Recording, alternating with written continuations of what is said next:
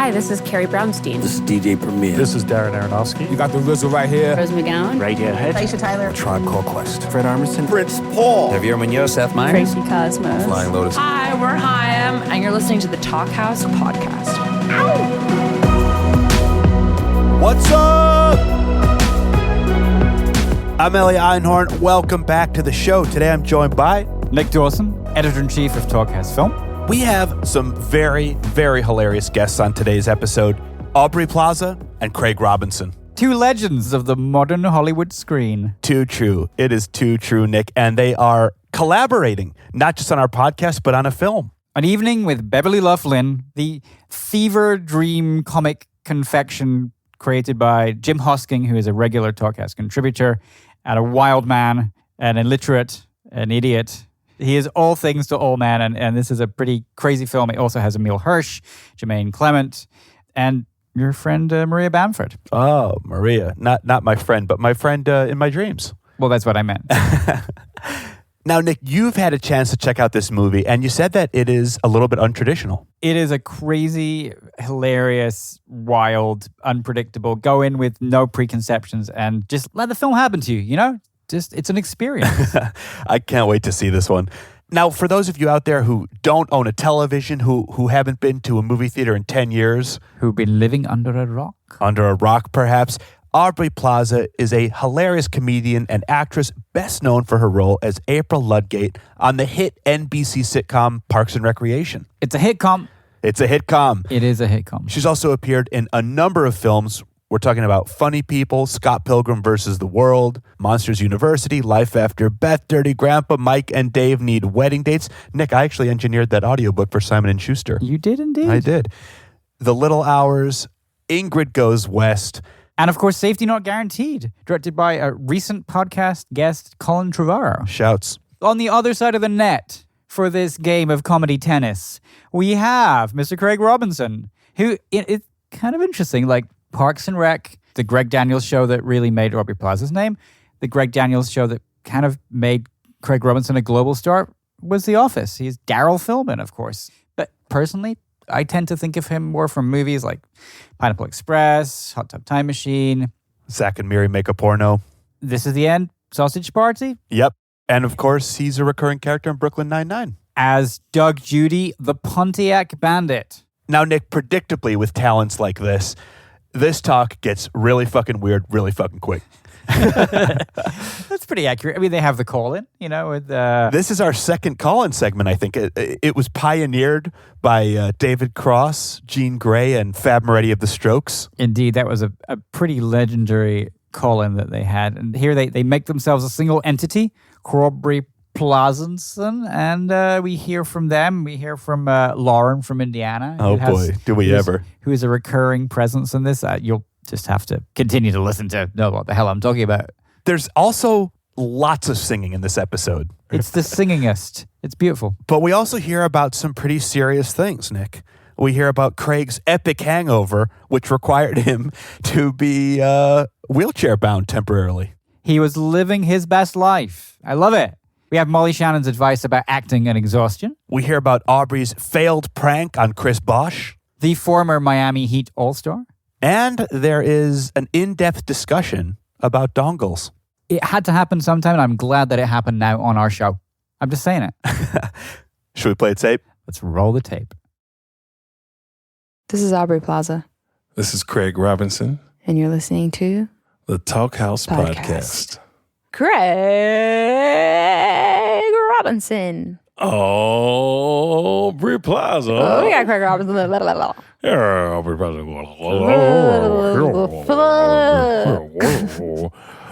Hey, Aubrey, how are you? Fine. You doing a little promotion for your movie, huh? Yeah, you like that? Yeah. How you feel about this? How you feel about like doing this? Like, you came from where to do this today? I came from a little town called Vancouver, baby. Vancouver, British Columbia. The trees are tall and the water is thick, if you know what I mean. So you're down there working. You have to talk about what you're working on, but you did get up this morning and you're on a flight from Vancouver to Los Angeles. Yeah, something like that. What about you? And you hadn't slept in how long before this? I don't think I've slept in about 57 hours.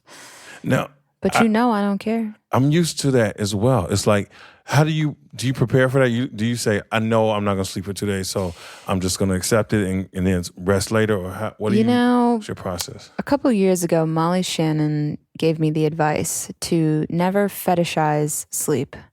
And it stuck with me. Because I used to be one of those people that would count my sleep hours and be, really neurotic about like, well, I can't get 6 hours of sleep. I got to get 7 hours of sleep. No, when I get 7 hours of sleep, then I'm not going to be, I got 9 hours of sleep. And then Molly Shannon was just like, no, she was like, Aubrey, she's like, just let it go, and if you're exhausted, actually you're more open and vulnerable. So sometimes that's really good for work. I agree with that. Just like let go. Exhausted. And I just said, fuck it. I'm letting go. Sleep cannot control me anymore. By not fetishizing sleep. Yes. Does that mean like I can still look forward to be like, oh, I think I'm gonna get 9 hours tonight? Oh, fuck yeah. Okay, good. I'm just saying not like obsessing how many hours in a negative neurotic way about lack of sleep. Right. We're stronger than this shit. We're animals, baby. If we need to survive and stay up in the woods, we'll do it. People, get lost in the woods and islands all the time. They got to do something. Also, this is work, but it's not like going to, set to work. No. So you can almost sleepwalk through the day. Yeah. You don't have to. I'm not here right now. Right. I'm miles away. Nice. Where are you? I'm right here. All right, me too. You are someone else. I am still right here. You are someone What have else. I become? What have I become? My Swedish friend. Swedish friend. American girl. Swedish friend. So, Aubrey, drugs and alcohol. tell me about this movie. Beverly Loughlin. With Beverly Loughlin. For one magical night only. It's a comedy. It's a love story. Our characters are soulmates. It's written and directed by Jim Hosking, the brilliant British freak. How'd you come to hear of Jim Hosking? I saw the movie The Greasy Strangler. I saw the movie The Greasy Strangler. And then I went with it. What was your favorite part of Greasy Strangler? When, whenever I think about that movie, I immediately think about, you know what I mean? What? That part where he comes out of in my mind, he comes out of a car wash. Yes. And he's like screaming. And his can I say dick? His penis is mangled. I don't know what I'm talking about. No, I love the part where he was getting washed in the car wash. And he would just stand there and scream. That guy is hysterical. Fucking crazy. That guy was insane. I just like any time he delivered any line, that old man. Yeah, Jim Hosking, the director, for those listening who don't know what I mean when I say Hosking. Hosking has this ability to find these characters that are just absolutely out there. Mm-hmm. Oh, yeah. Yeah. He's a lover of the freaks and the weirdos. So you saw Greasy Strangler. I saw Greasy Strangler. Had you already read the script to An Evening with Beverly Loughlin? I did read the script. I read it first. I knew you were attached, so of course I wanted to work with you. Hey, and then I saw the Greasy Strangler, and then I saw a movie he did, a short film he did, and I was like, sign me up. I'm going to Eureka, baby. Not to mention you have a dope character. Lulu Danger. I love the name. And a dope character name. Lulu Danger? And she has dope hair. Yes. And dope outfits. Yes. My outfits are pretty dope in the movie. I play Beverly Loughlin. Yeah, what's up with Loughlin? Well, he's this like entertainer, singer dude who goes from town to town. He's travels with he's codependent with this dude. And he So how did you know what song to sing? And he's influenced by Scottish culture. So he got the songs from Scotland, Why did I never become a football referee? I could have been an engineer or sailor on the sea. Whenever there's fault to find, they always pick on me. Why did I ever become a football referee?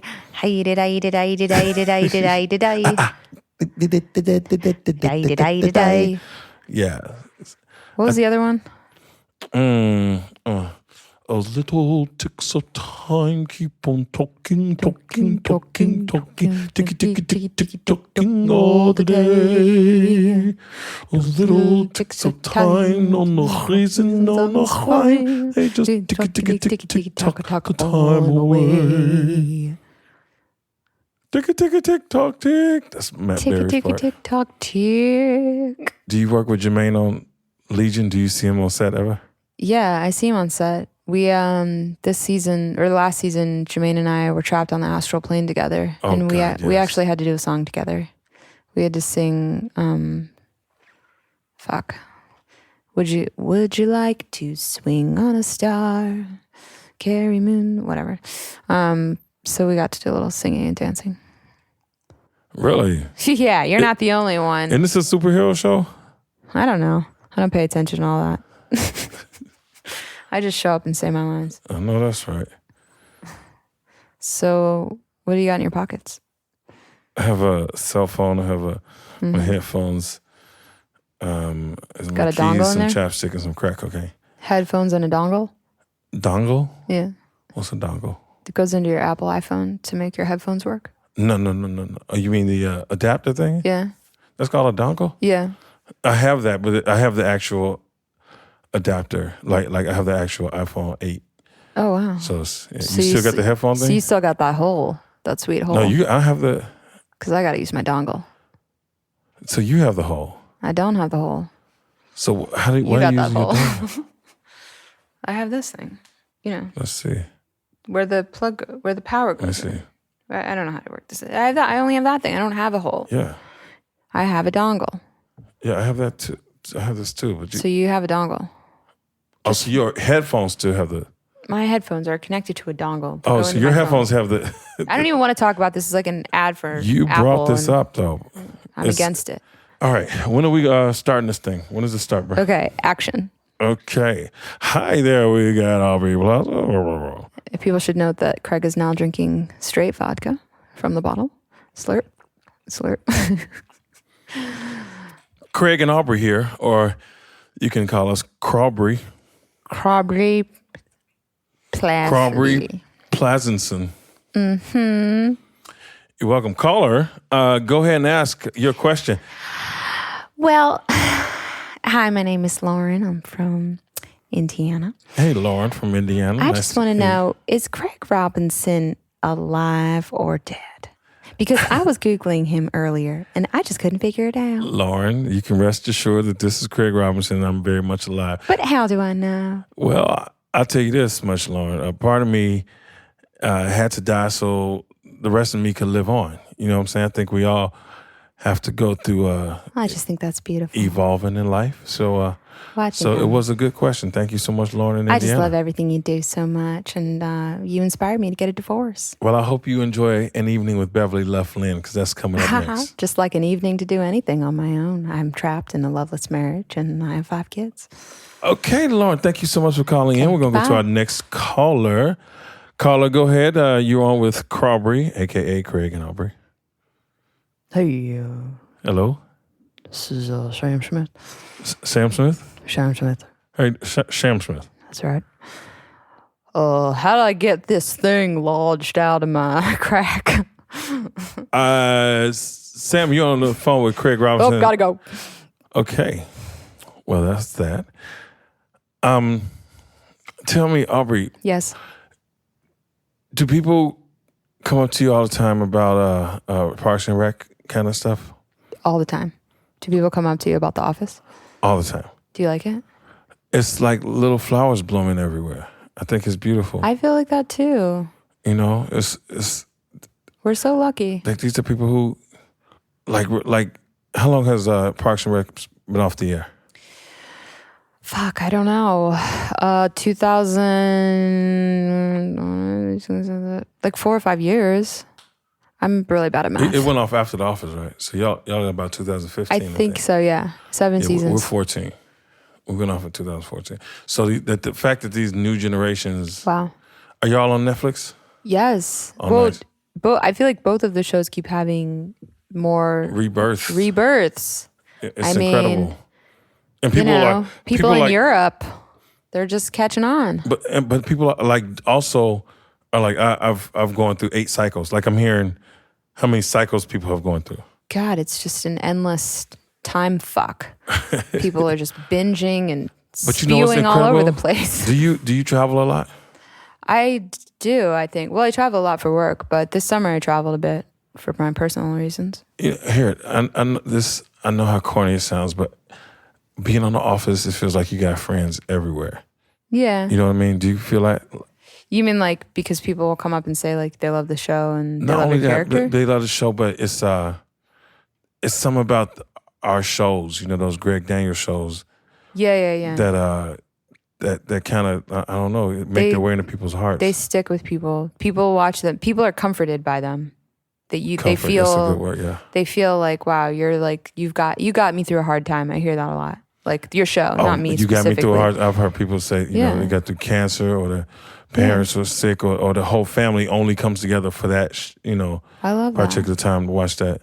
Yeah, it's amazing. It's bigger than just a show. I think.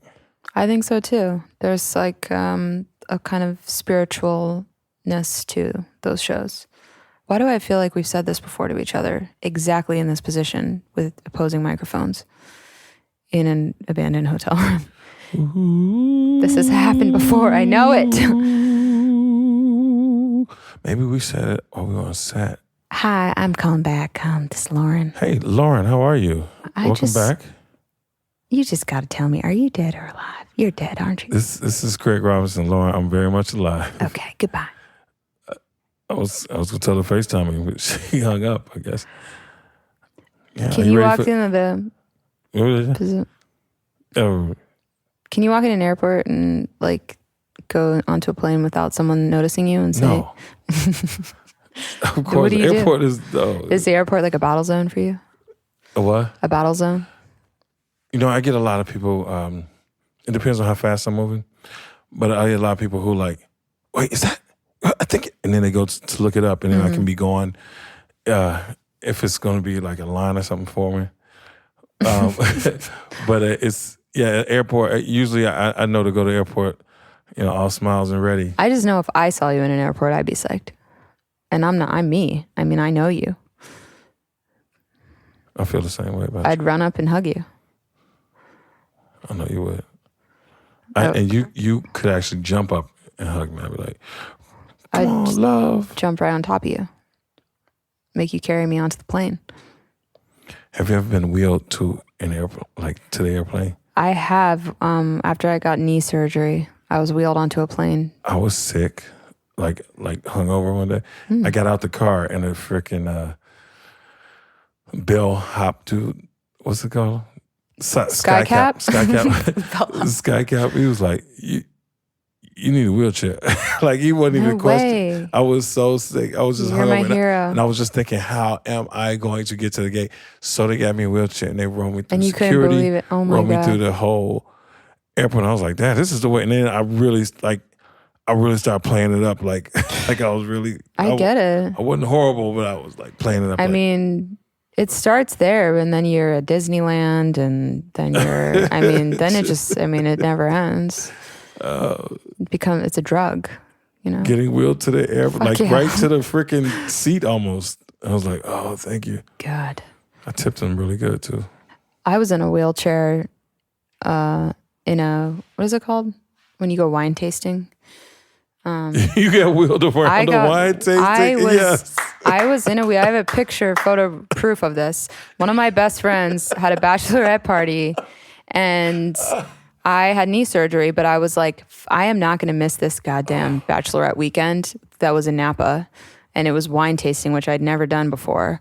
And I got wheeled around all day long, wine tasting, and I was very drunk. But I didn't know it because I was sitting down. So it didn't affect me at all.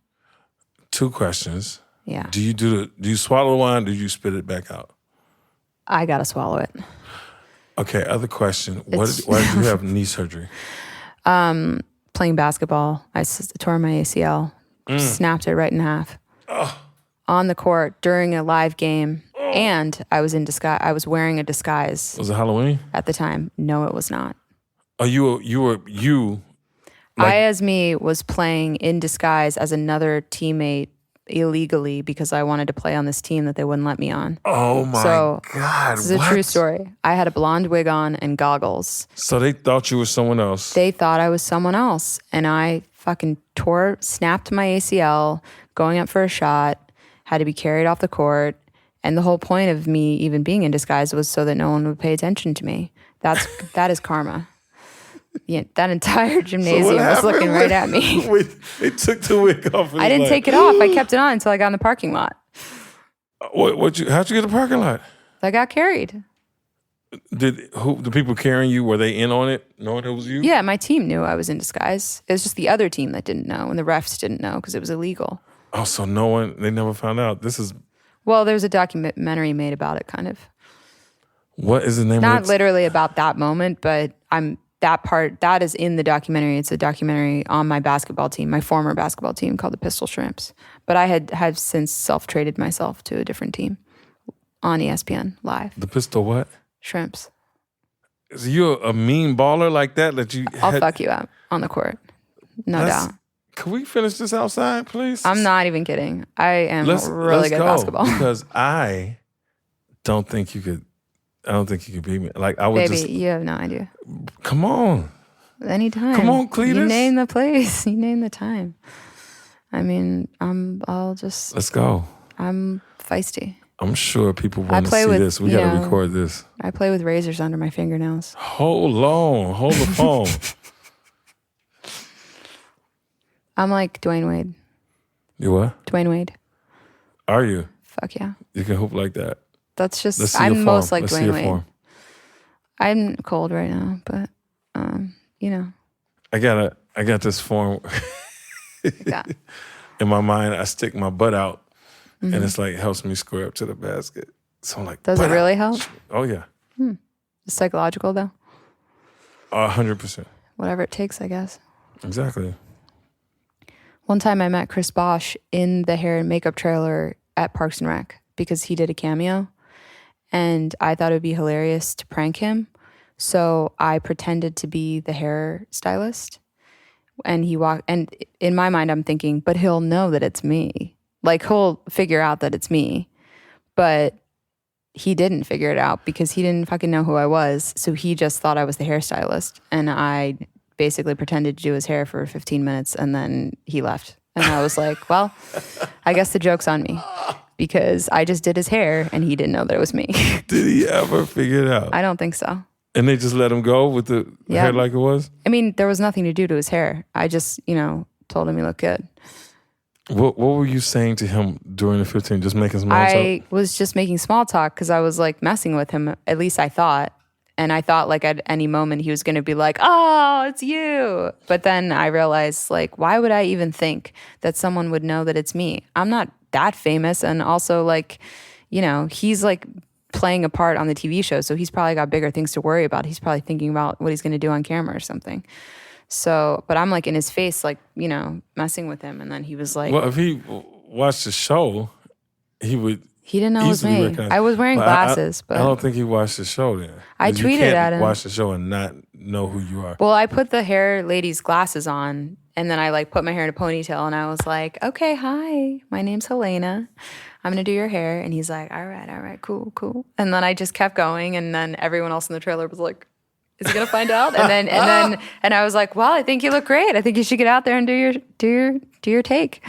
And then he was like, thank you. Nice to meet you. And then he left. And I was like, that really backfired. You never talked to him? No, of course not. Where would I talk to him? Hey, by the way, that was a joke that you didn't get back there. That was a joke that was on me. Some narcissistic. Oh, look who it is. Lauren's calling in. Oh, hi, it's Lauren again. Hey, Lauren. I was going to tell you, I'm definitely alive. And if you wanted to. I left my husband.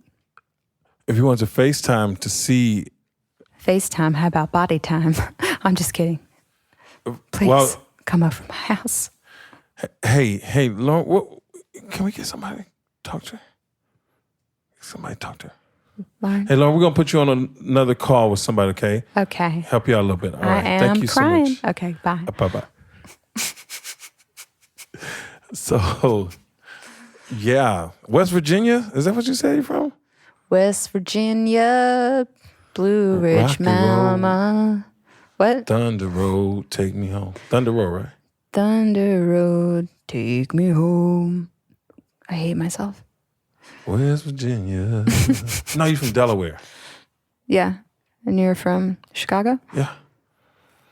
What's Delaware like? You know, it's a small wonder. There's no sales tax, so that's always a big gift, you know, whenever you go to the pharmacy. Are you the most famous person from Wilmington, Delaware? You know, it's a great question. Recently, there was a poll, an online poll about who is the most famous person from Delaware, and I fucking won that poll. I beat Joe Biden. He didn't even make the top 4.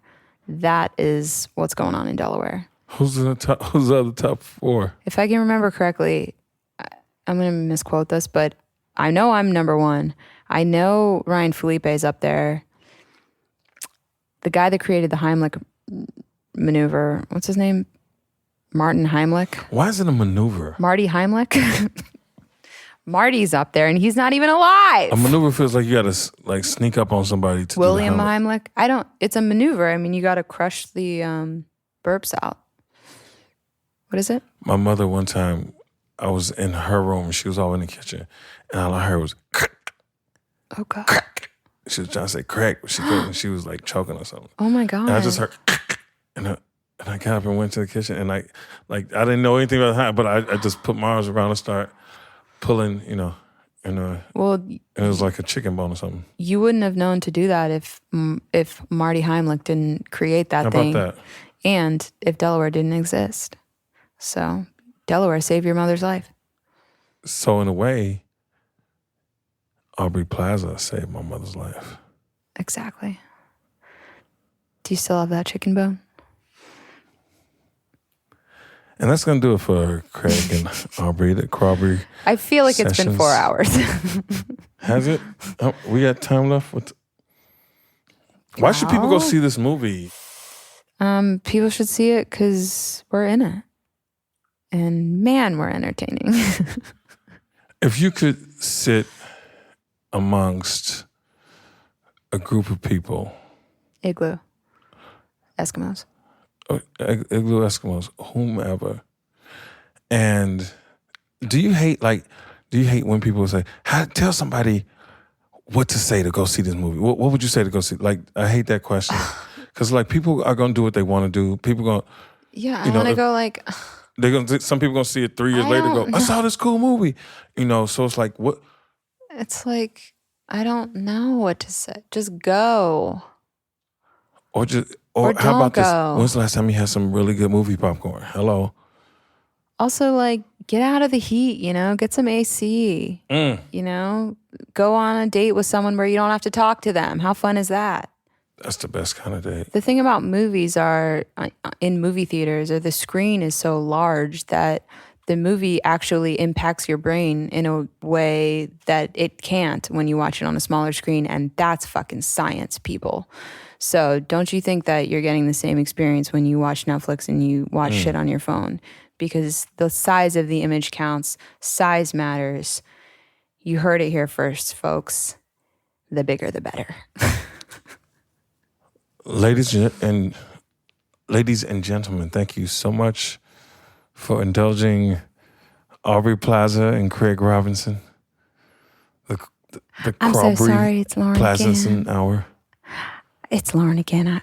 I didn't hang up before. Hey, Lauren, look, we're just wrapping up the show. What you want to say before we go? I just wanted to say I'm just so full of shit. I don't have any kids, and I was never married. I'm in love with you, and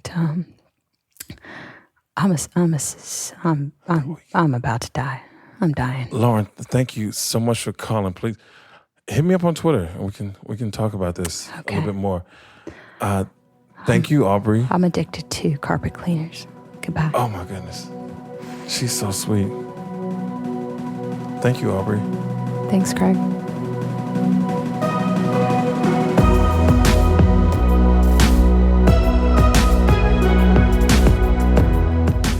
Lauren from Indiana, Aubrey Plaza, Craig Robinson, thank you so much for joining us on the Talkhouse Podcast this week. The entire pantheon. Nick, we have some great pictures from this session. Pics or it didn't happen. Listeners, you can check us out at Talkhouse on all the socials. Make sure to get the behind the scenes pictures and stories that way. If you enjoyed today's episode, feel free to subscribe to the show. We have some very cool episodes coming out, including Dilly Dally in conversation with Tokyo Police Club and Chef Graham Elliott in conversation with Blake from Jawbreaker. It's going to be a good one. Our theme song is composed and performed by The Range. This episode was recorded in LA by Gideon Brower and at Hook and Fade Studios in Brooklyn by Mark Yoshizumi, who also produced the show. Thank you, Mark. Go see An Evening with Beverly Loughlin, which is in theaters and on digital HD and on demand. And of course, go check out the Jim Hosking pieces on Talkhouse.com, including most recently, this is the title, because you ready for this? I'm ready. I moved to Hollywood briefly and they gave me a Hollywood cat and very quickly it ran away. Isn't that also the name of a Smith song? It is. Till next week, I'm Elia Einhorn. I'm Nick Dawson. Peace. True love never dies. True love never dies. Dirty babies. Old babies.